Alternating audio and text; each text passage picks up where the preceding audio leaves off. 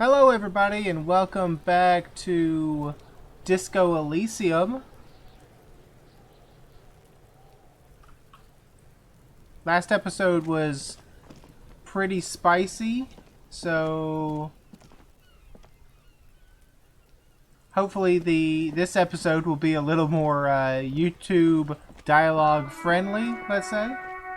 Um, we noticed some things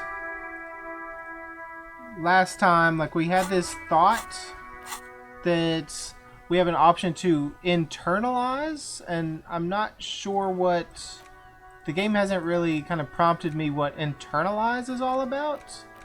So what happens if we click it? I noticed we got 95 to 100 experience, so we may not be able to do anything. It may just fail. So let's see what happens if we click. Something happens. Oh, is this like a skill tree? I gotcha, yeah. So this is your skill tree, and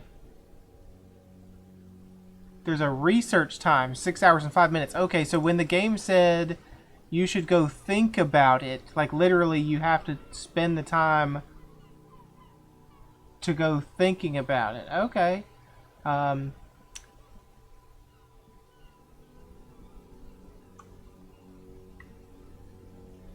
Let's see what it says here. Let's rewind. Let's trace your drunken steps back home.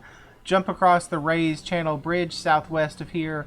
Fall over, get up, get off the asphalt in 20 minutes. Shuffle your feet through courtyards, scaring little children. Go under the great raised mortar tract, the 881, until you reach Le Domaine Eminent in North Jamrock. The streets are frozen this time of year, caked with ice. Walk down Main to Perdition. There's a side alley there, and your footprints in the mud. Okay. Okay, I got it. Now can we get out of the screen and keep going?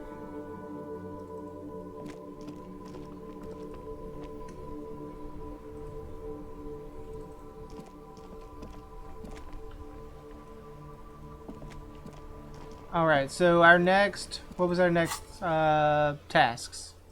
The map. Map information is incomplete. Okay, so tasks. We need to sing karaoke. We still need to inspect the victim. Thought we tried to do that, but we couldn't because we can't get him down. I don't know. Read your ledger and name the case. Ask if they know about the trash. Yes, I think that's what we need to do. Ask them about how the victim's clothes got in the trash. And also report your badge. Who made the call? Pay for damages. Find out who's in the unit box. Read the ledger.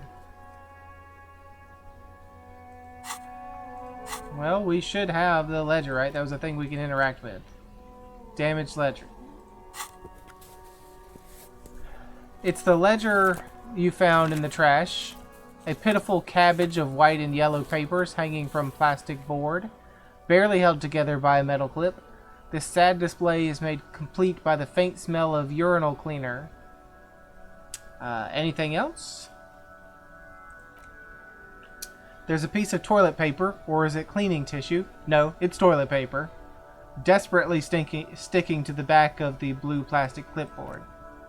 It's a metaphor for you. Okay, we're toilet paper. Thank you, game. Appreciate that. Thank you, Waterlogged Ledger, for spelling it out for us.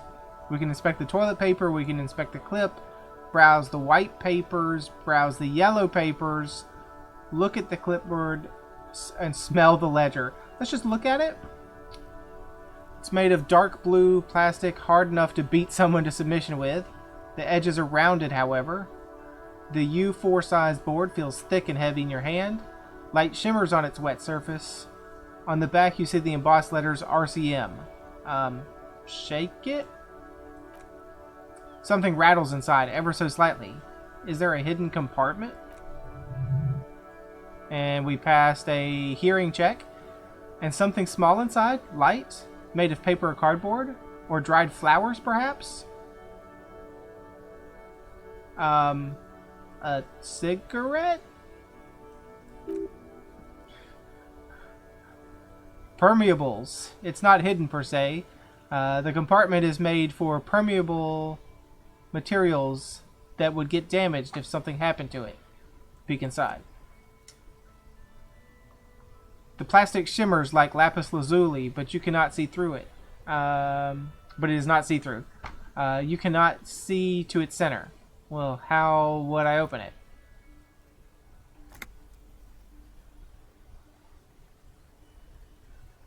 Okay, we got a high chance of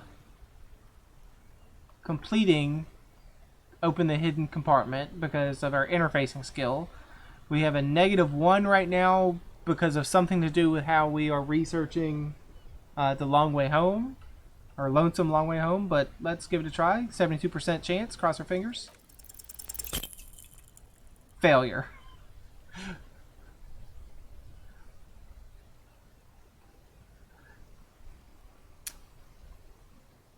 So, with your hands, U4 size pages hanging from the clip screwed to the top of the board with your hands is not what you end up doing. You squeeze the plastic to slide it open, but nothing happens. Then you bend it some, then crack it.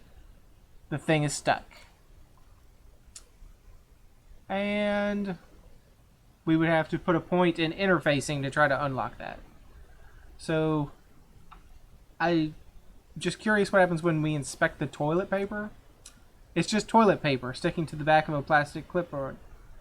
You can take it off if you want. Yeah, take it off. Alright! 5 experience points for removing toilet paper. Thanks, game. Still wet, the toilet paper peels off the plastic easily. All you have to do is shake it off your fingers and voila! The ledger now looks marginally better. So we leveled up.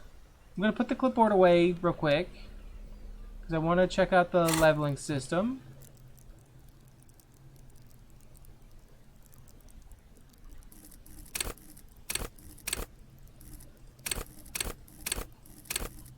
So we have all these different stats. Intellect is logic, encyclopedia, rhetoric, drama, conceptualization, and visual calculus. But we're looking for interfacing, right? Because if we leveled up interfacing, we could get to that white check and try to open the ledger again. So interfacing is master machines, pick locks, and pockets. We have a regular base score of +4. We have the gloves on that we got from the gardener, gives us +1, so we get a total of 5. Let's level that up and see what happens.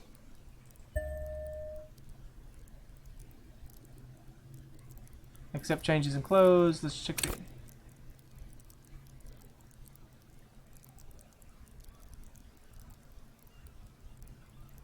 Interfacing wants you to connect to machines to use and improve them because that makes you a better human organism.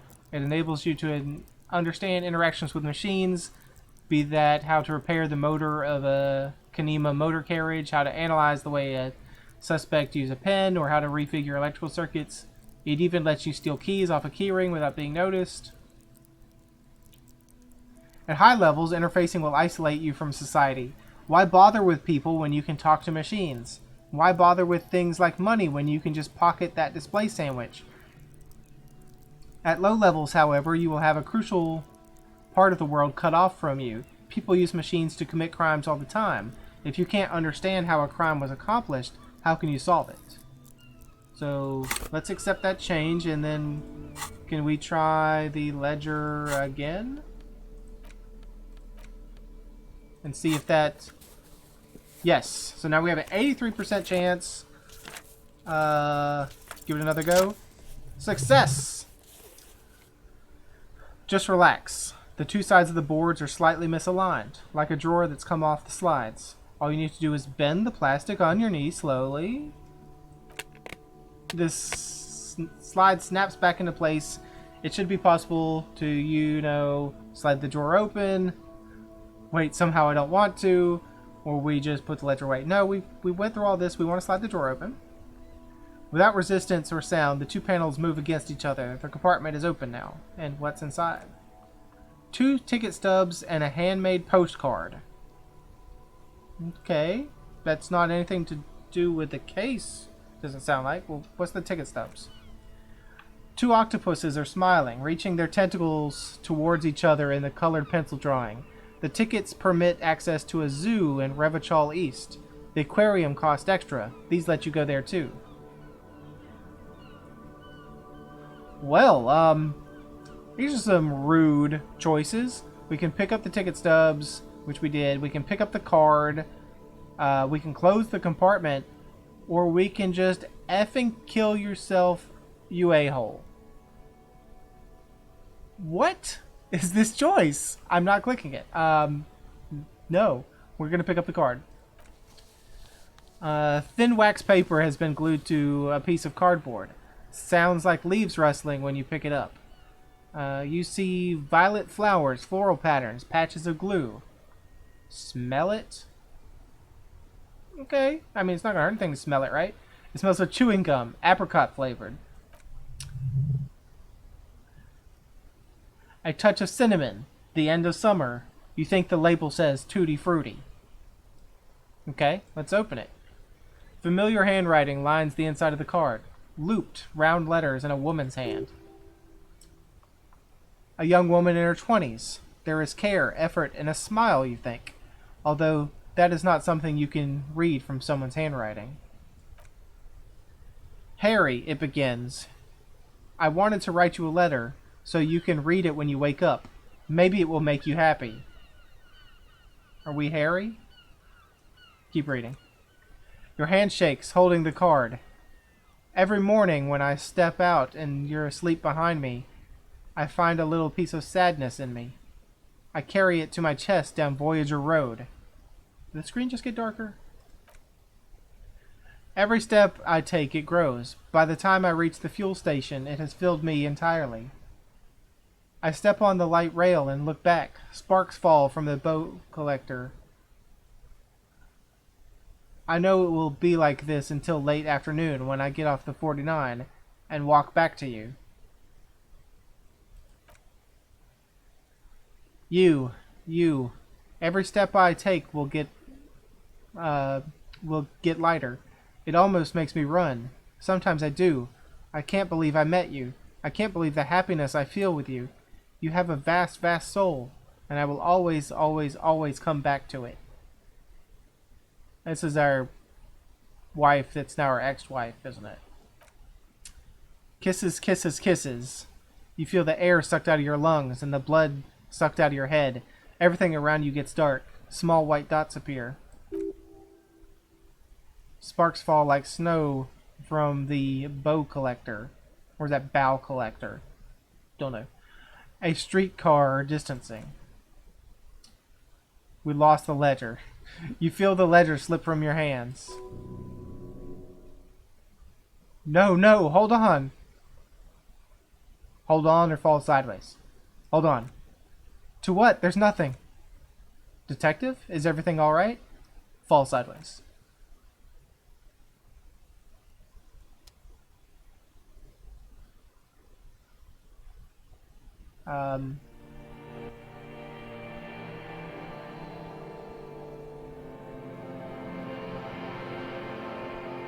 Okay. This is a thing that's happening. With the title screen.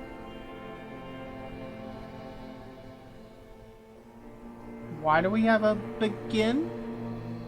Haven't we already been beginning? There is nothing.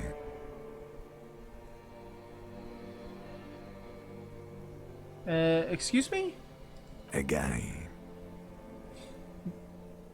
Nothing? Nothing, sad brother. No treachery, just blackout. Just lie there, passed out. Well, almost nothing. There is the ground below you, that's still there. And the small light that's on, fluttering somewhere in the basal ganglia. Who's that? That's me. Blue eyes. That's me.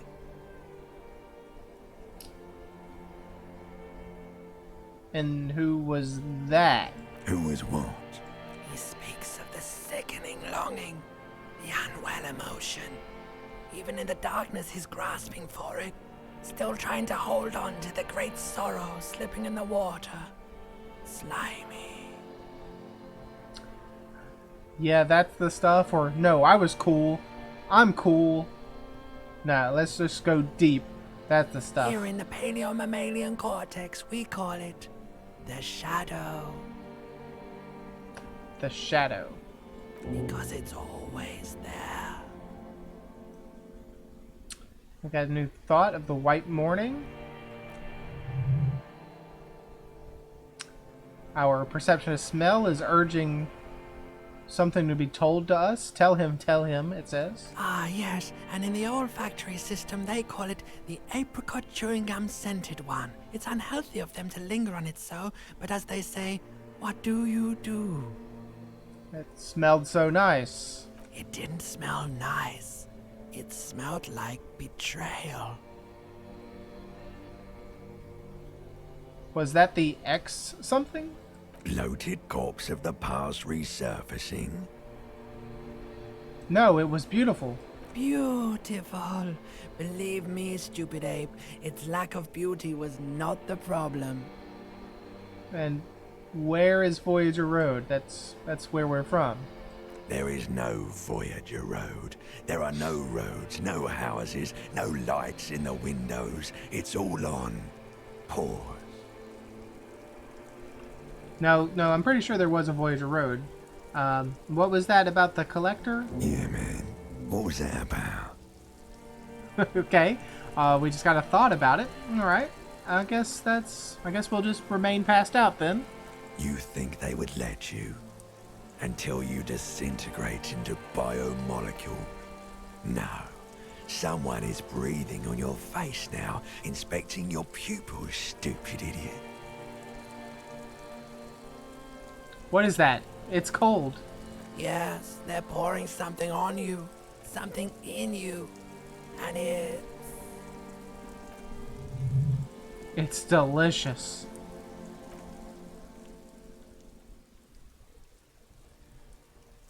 Glowing lights on a dashboard emerge out of nothingness. Where am I? In the upholstered cabin of Lieutenant Kitsuragi's motor carriage. Seated in the driver's basket, the air is thick with leatherworks and heavy fuel oil. Cold water runs down your chin. Drink. Water. The lieutenant is extending a small canister to your mouth. Let's just drink. Hey, we healed some health we didn't need to heal. The water is cold, silvery, the stuff of life itself as it pours down your parched throat. The pounding in your head recedes, the darkness parts. Drink. He tilts the canister. You haven't drunk water in 2 days. Did you know the human body is not made to survive on alcohol alone? You need a secondary form of hydration. With greedy gulps, you down half a liter of cold water. Some of it spills onto the driver's seat. The lieutenant pays no heed to it. What happened? He asks. I should ask you the same. I came in contact with the burnout ruins of the past. I was dehydrated. It won't happen again. Or we can just climb out of the car and be done with it. Let's just ask him. No, what happened? You were the one that remained conscious. You were reading your paperwork, then you passed out. I carried you to my Kanema to take you to hospital. Then you came to. Well, how long was I out? 10 minutes, maybe. Let's just play it cool. Let's not tell him anything about the letter or the ex-wife or any of that. We were just dehydrated. That was it. Right. He hands you the waterlogged remains of your ledger. You dropped this. Are you okay to proceed? Yeah, let's solve this case. The ledger of failure and hatred is a special item that can be used both as an interactable and a tool equipped in your hands for skill bonuses. Find it under the tools section. Okay, so we can equip it, huh? +1 to Inland Empire. Well, let's just read the description first. This is the same ledger you found in the trash, only worse somehow. It makes you think about the letter, about the woman's handwriting, about not wanting to get out of bed in the morning.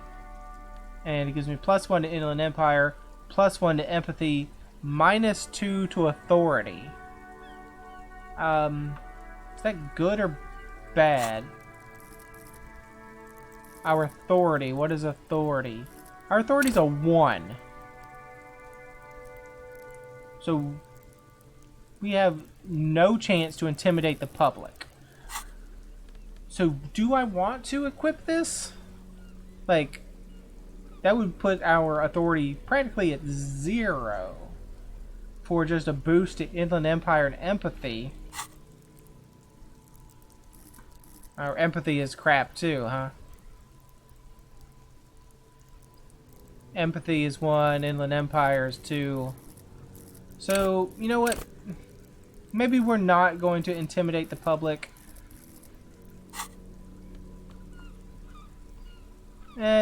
I'll decide it's a trade-off. Put it in our hands slot? Yes. Okay, so there they are. But can I not interact with it? You said I can interact with it. Oh, it's up here. Interact. Duh. Okay. Put it back. Interact. I still wanted to read. Inspect the clip. An aluminum block runs the length or the width of the board, biting down on the paperwork. Its crocodile teeth are the only thing keeping the papers together. A regular pencil, the tip worn down to nothing, has been attached to the clip. Run your finger on the aluminum. The surface is interrupted by a silvery sticker. It's rectangular, sparkling with iridescence. You don't know how you didn't notice it before. Looks like an official mark, made to be low visibility outside the right circumstances. Hey, Lieutenant, what's this? What? That thing? It's a halogen watermark.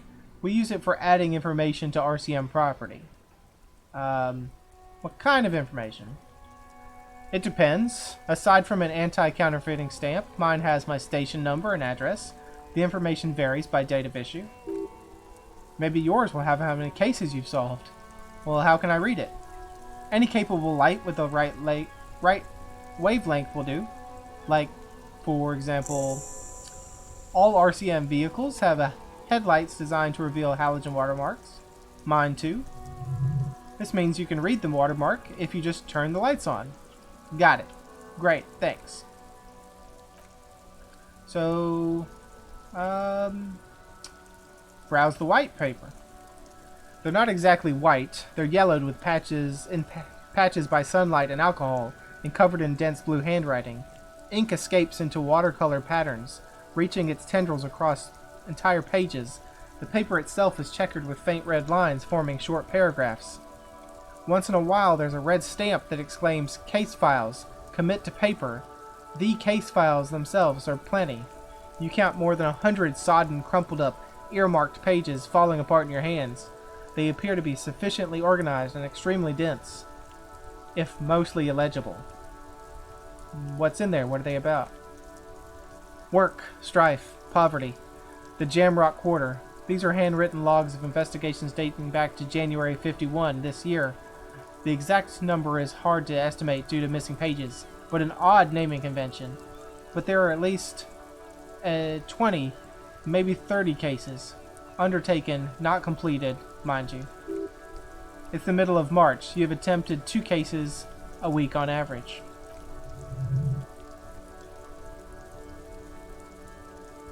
What do you mean? Is that all?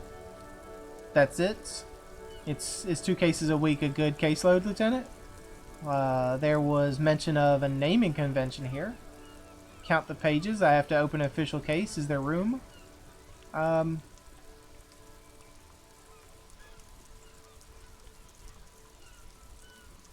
That's it.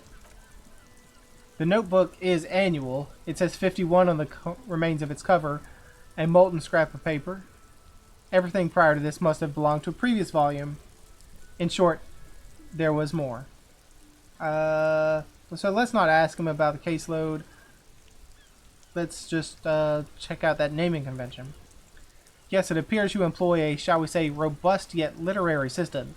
Each investigation has its case numbers written on the margins, yet still, more tellingly, most are accompanied by a name. A title, one might even say. One that draws inspiration from snoop fiction and vespertine cop show staples. Oh my, and they're written in capital letters too. Yes, all caps. One is called The Next World Mural. Another, The Square Bullet Hole Murders. Another yet, The Unsolvable Case. Others appear more lighthearted. The guys on a couch in an unexpected location, and the murder at the hookah parlor, even the rare article-free collapsing tenement. Murder features prominently throughout. I don't think we care to ask him about that. So, is there room to open this case? There is, for precisely one more. 15 pages near the end remain untouched by the damage. The checkered grid forms the structure of passages, breaking the case into subtasks to accomplish. Once all the tasks are accomplished, the case is complete. Let's commit it to paper then. Sadly, the ledger only comes with an old, worn-down lead pencil. Typo, LED, LEAD, please. It's unfitting of this monumental event. The ledger only comes with an old, worn-down pencil. It will do barely, but... Kim, do you have a pen? The lieutenant looks at his blue notebook.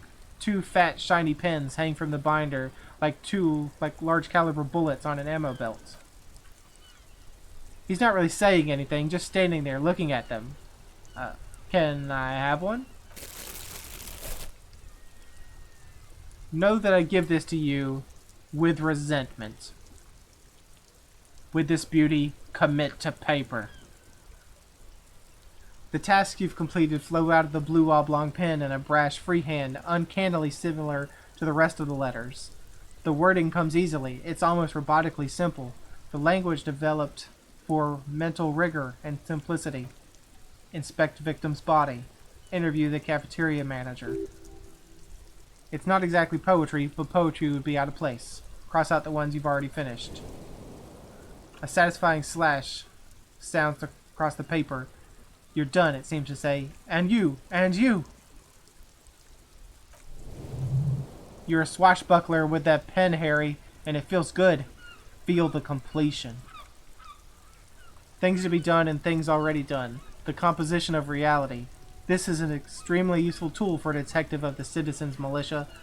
Now all that remains is to name the case. Lieutenant, have you by any chance named our case? No, actually. Any ideas? The Hanged Man, The Furies Are at Home in the Mirror, The Setting Sun, or Shit on a Stick. Or we don't have one. The Hanged Man sounds good enough. Great, that's great. That's actually what I was thinking too. The Hanged Man. Good strong name. We have a very good name for the case now. Plus 30 experience. He flips the pages of the notebook. I'm going to start calling it the Hanged Man. It's good we sorted this out. I'm done.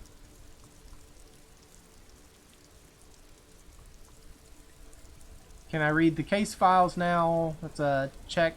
Weren't we just reading the case files? 72% chance. And we failed big time.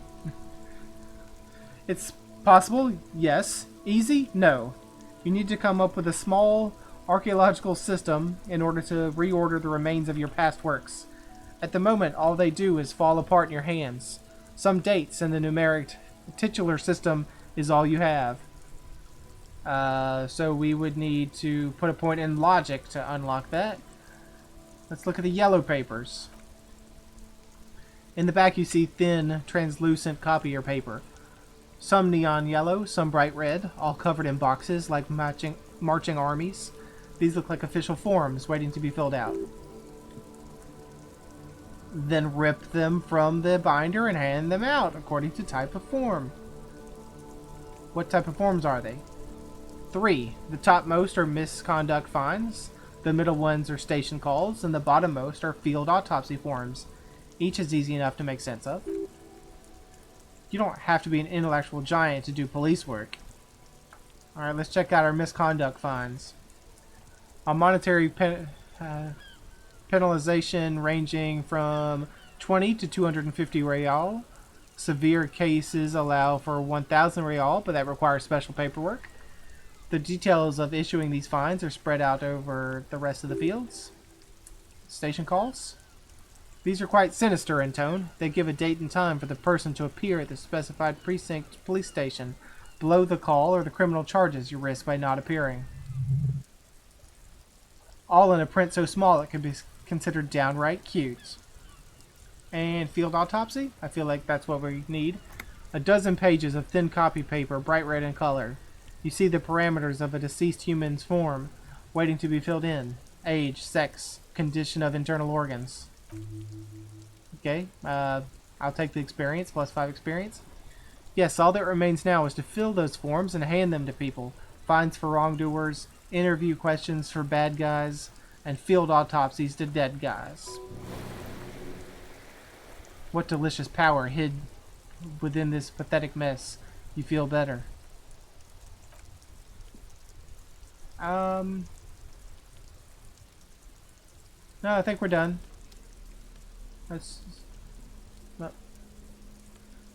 We picked up a few extra thoughts that I thought we picked up some thoughts. Maybe we can't do them while we are unlocking this one, or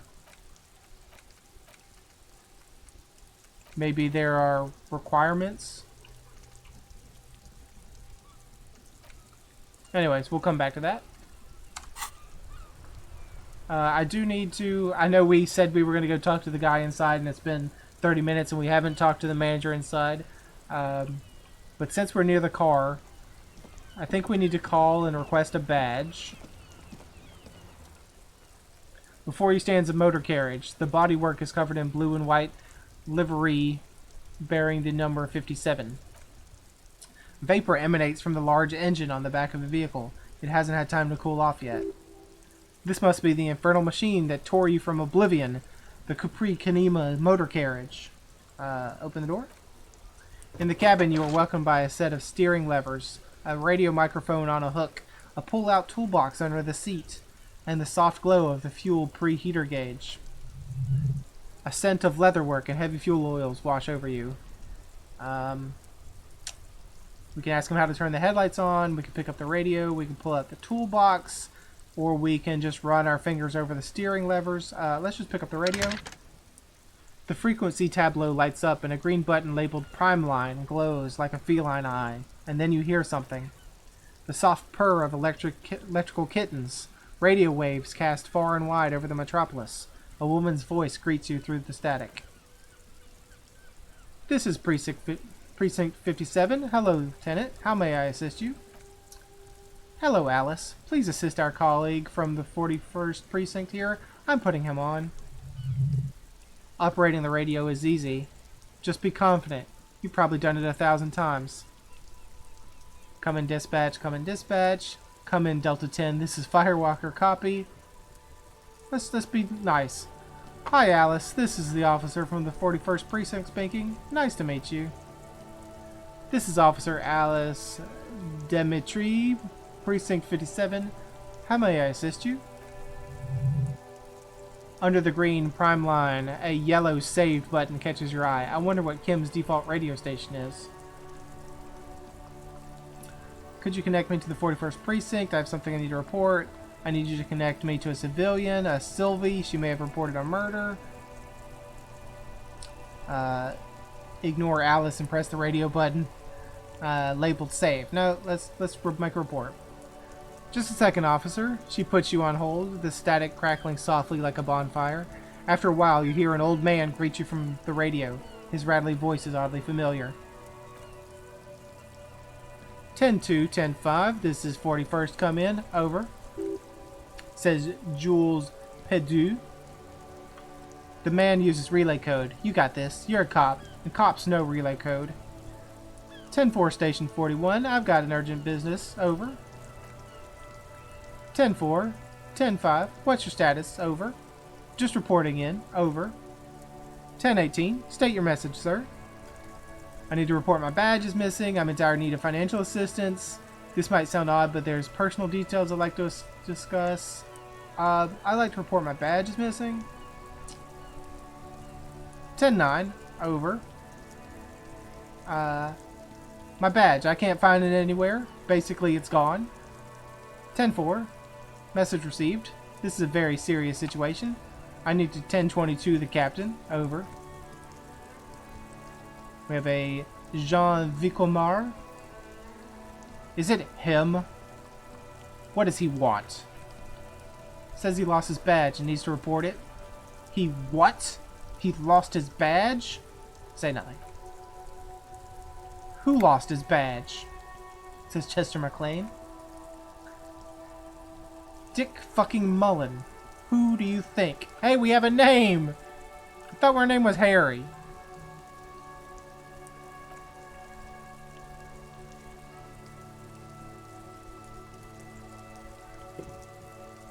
Okay, wait a minute. No, they're being sarcastic. Our name is not Dick Mullen.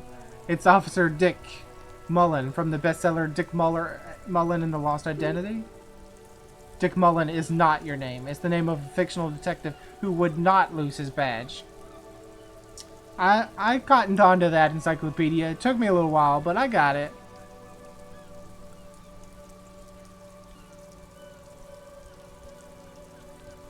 Can we just move on? I want to get reported and be done with. So we could plead to tell them to stop. This is serious. Or we can laugh. No, can we just move on? 10-4. I hear you, officer.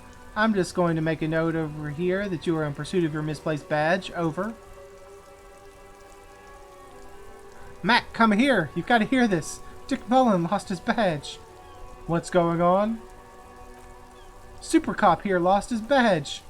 He lost his what now? His badge. He lost his badge. Could you please stop could you all please just stop saying lost his badge for a moment? Enough of this now. I have other things to discuss.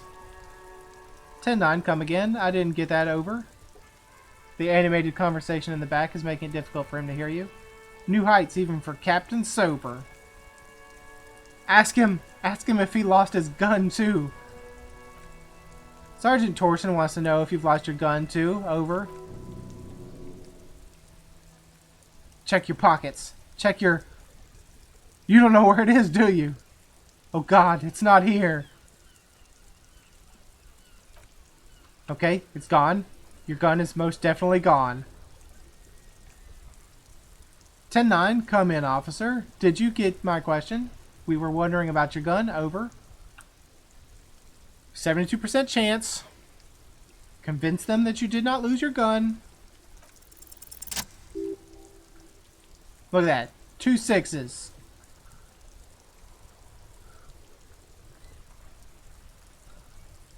Lying over the phone? It's easy. Just say it like it's the truth. Then it becomes it. No, of course I didn't lose my gun. He says he didn't. Thank God for that. That would have been a nightmare. I don't even want to imagine what the poor prick has to relay that kind of news to the captain. Losing his badge is bad enough. Tell him to find it and fast. We can't have some gangbanger running around with it. We're all glad to hear you have not lost your gun, officer. Do you need further assistance? Listen, I've actually lost my gun too. Or... I'm in dire need of financial assistance. 10-4, I hear you. I don't have the authority to grant your request, but what does he want now? He's asking for money. Is he fucking kidding? I don't think he is. Don't give that asshole anything.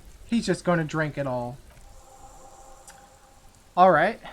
That's a negative on the additional funds, sir. Over. Okay. I heard you. No funds. Anything else? We can ask him about personal details. Relay your question. Over. Wait, before you say anything stupid, think about it. I need information, not fear. Be smart about this. Ask if he's there alone. 10-4, sir. I'm not hearing your question. Hold on. Are you alone in the room? I need some confidential information about myself. I wanted to know if you got my badge description right on your report. Could you read it to me? Name, rank, date of birth. Please refer to me with my full name in the future. Are there any news about my family? Have I told you about my life? Are you in the room by yourself? That's a negative, sir. I got a 10-12 here. Yeah, we knew that because we've already heard them all talking. Can you just read off to me my name, rank, and date of birth? What? What is it? He's still on the line? He wants to verify the information on his badge. But of course, it says Dick Mullen, High General of the Revacholian Cavalry Force. Tell him to stop wasting time. Yeah, I guess we're done there. Let's finish with this precinct, thanks. Pick up the radio again. So we're back with Precinct 47. And let's see if they can connect us with that Sylvie. Of course, what's her number, officer?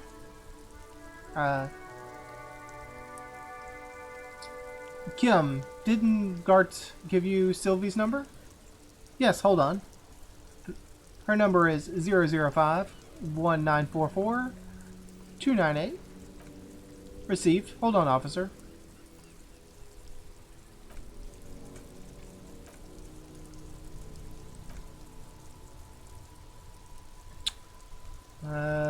Just keep waiting. Lieutenant Kitsuragi slowly begins to tap a little rhythm with his right foot. Quite a lot of time has passed.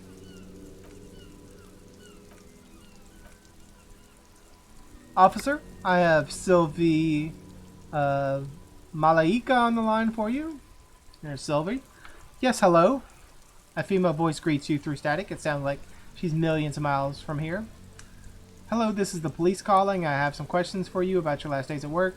Sylvie, I believe we've met before. This is me, a detective from Whirling in Rags. I don't know if we met her, so let's just be very professional about this. Oh, right. Hello, officer. What can I do for you? You quit your job.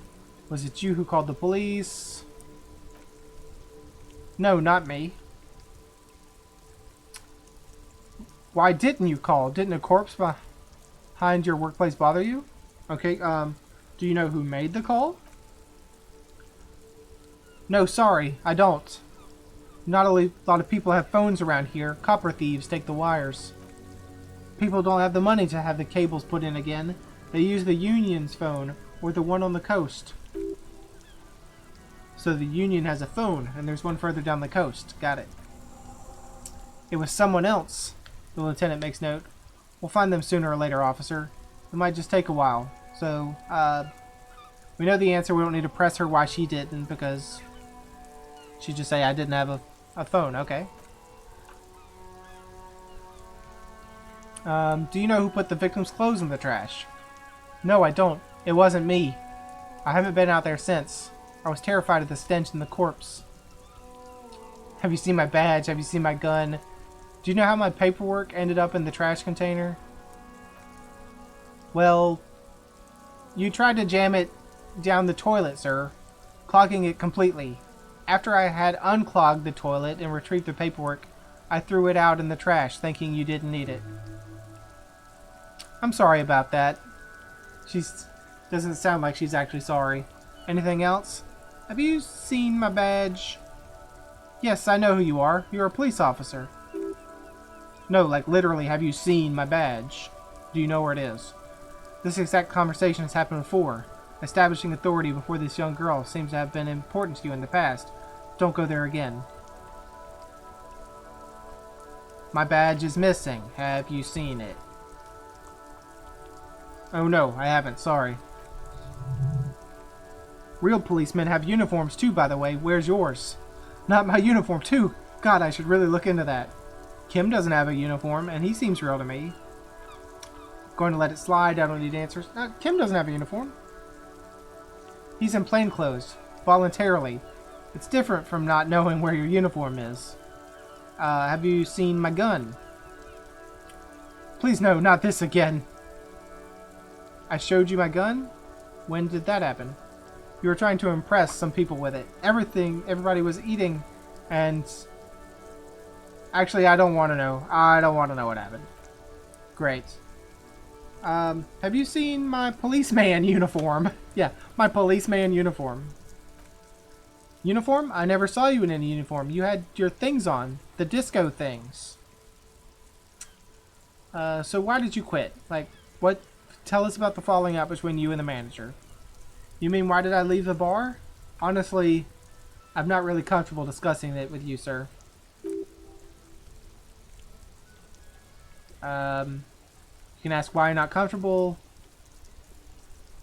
You can just say, did you leave because of Gart? Yeah, let's just push it. Did you leave because of Gart? What? No, why would you even think that? He told me he asked you out. Are you saying it didn't happen? I'm pretty sure he also... Did he not also tell me that she called the police? Am I forgetting that? Misremembering that? I thought he said Sylvie called the police. She's saying she did not call the police. And now there's another contention where they're talking about... Like, he said that he asked her out and she left and now she's saying no?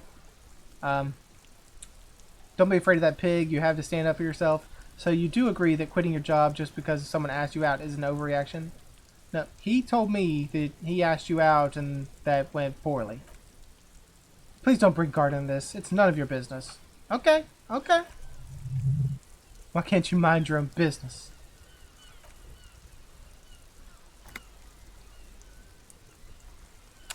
I already said I don't want to talk about this. You're messing everything up again. So did we cause you to leave the job? Oh, thank you for your time. Appreciate that. I think I got everything I need, thanks. I do hope so. Please don't call me again. Bye. She's ready to hang up. Wait, why does she seem angry with you? We've got a 58% chance. Come on. 58% chance. Failure. No, she doesn't have a problem with you. It must be someone else she's angry about. Some other guy, like Gart. Yes, definitely some other guy. A guy like Gart. Okay, but I'm a guy. Sure it isn't about me? Trust me.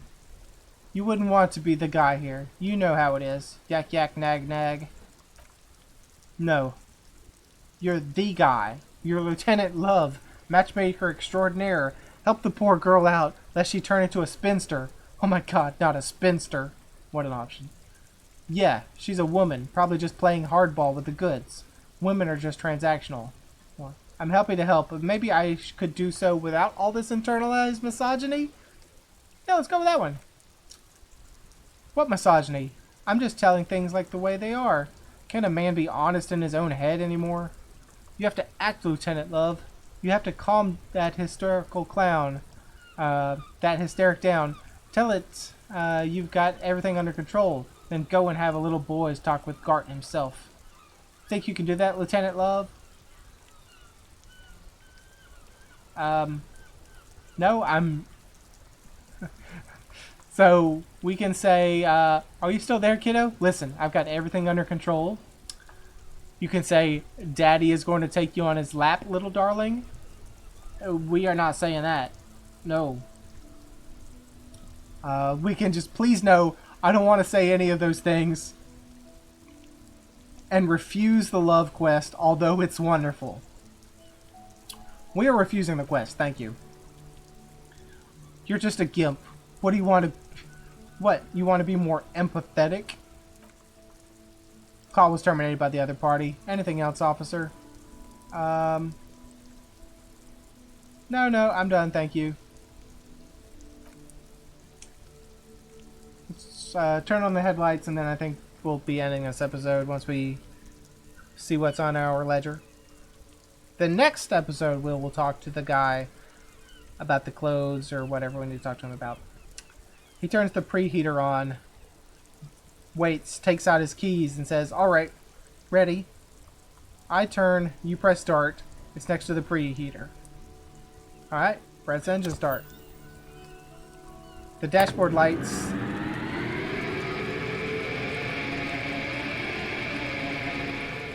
Hello. The dashboard lights up with an orange glow. Rounds per minute gauges jump, and the engine of the Capri Kanima comes to life with a whiny growl. Like a leopard, waking from its sleep, yawning and roaring at the same time. Press the button, labeled headlights. The lights unfold with a little click, casting electrical light onto the ground before the vehicle. There you go. I'll turn them off from the remote once you're done. We just need to stand in front of the machine now. Alright, let's go stand in front of the machine. Thank you.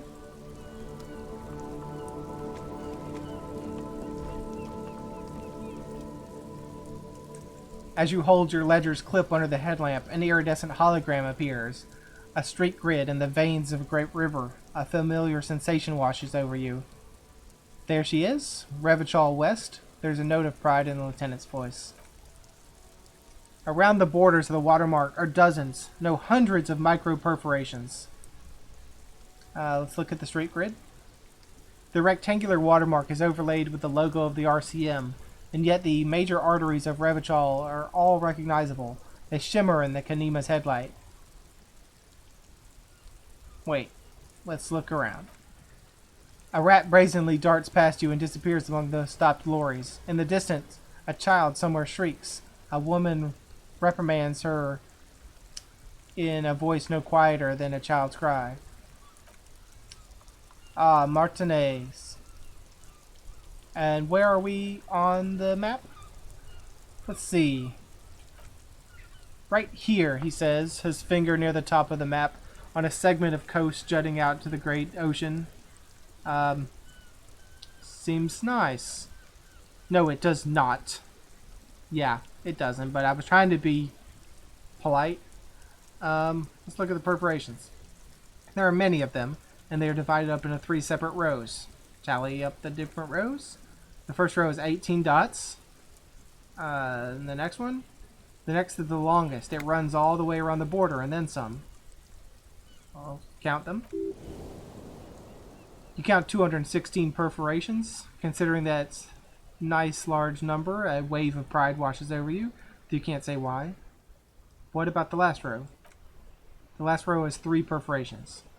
18, 216, and 3? I don't know what it means. What do these holes mean? Those are perforations. They represent your record as an officer in the RCM. They're your statistics, as it were. I should have guessed you kept a record. Officers often do. Let's take a look. Alpha male officers who are proud of their numbers often do. It's what's meant. The first row represents your years of service. 18 years. Okay, not bad at all. What did you do before you volunteered? Wait, 18 years I've done this? Got drunk like a megastar. I walked the land telling whores and liars of the end to come. There are 9,855 days remaining.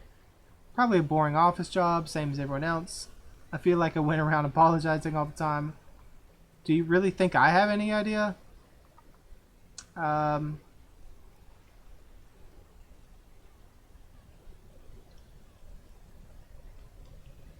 How should we respond to this? How have we been treating Kim so far? We've been kind of avoiding the fact that we don't remember what everything is, but surely he knows that we don't know because we were asking him all these questions. Should say boring office job. No shame in working a regular job, detective. Sometimes after a long day of doing this, I even envy it. Let's move on, shall we? The next row, the one that wraps all the way around, it's your number of cases closed. Closed is good. It means finished. You've got, let's see, more than 200. 216 to be exact. The lieutenant nods with evident respect. It's quite a lot, even for someone who's been on the force for nearly 2 decades. Usually clearing more than 10 cases a year puts you in the 90th percentile of all RCM officers. So you're saying I used to be a super cop? I used to be good. That's some solace, I guess. What's the last number? I don't think I can ever re-become this person. So I was a super cop. Call it what you want. You were a valuable member of the precinct. Now, let's look at the last row. Right. Those are your confirmed kills. You've got precisely 3 perforations there. So I'm a killer. I was expecting a higher number, honestly. Or that's not too many. For an RCM officer, especially Precinct 41, which is in the Jamrock Quarter, it's rather tame. I mean that in a good way. There are certain officers who treat their kills like some kind of ghoulish game. If they do happen to solve a case, it's usually by accident. It's obvious the lieutenant doesn't think very highly of these officers. But it seems as though you are, at least were, one of the good ones. So we have to be thankful for that. So we can ask him if he killed anyone. That's probably a no-no. How do you handle the strain? Let's try to get some empathy, get some goodwill. How do you handle it, Kim? Everyone has their own method of coping, some more effective or self-destructive than others. Yeah, we're real self-destructive over here. That's us, Captain Sober. Personally, I find it helps to keep a few hobbies. Like what, Kim? Oh, this and that. Let's not get into it now. Maybe I should find a hobby. Why not gardening? You've already got the gloves. He points to your yellow gardening gloves. That's a good one, Game. If I hadn't been wearing the gloves, what would you have said? Would you recognize that I had the gloves on and you commented about it? Top-notch programming, developers. I'm giving you the thumbs up, but I don't have a face cam, so just pretend you can see the thumbs up.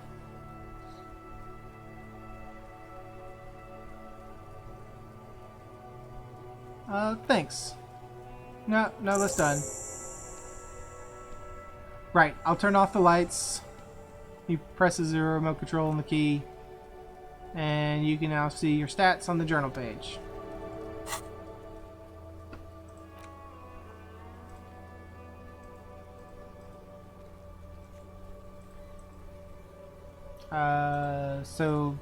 So these are different challenges that we know about that we can do. Like we can get in the mirror and try to look at our expression. There was that electrochemistry thing in the mirror. Okay, so that's good to know. These are white checks. It says right, these are found white checks. Alright. And still all the things we need to do. We still need to track down the gun. We still need to track down the badge. We need to talk to the guy inside. Done a lot, but obviously didn't even get to the thing I wanted to get to, which was talk to Gart. But as it's coming up on an hour here, I think it's a good time to end it. Thanks for joining me. Hope you've enjoyed it. Hope to see you again next time.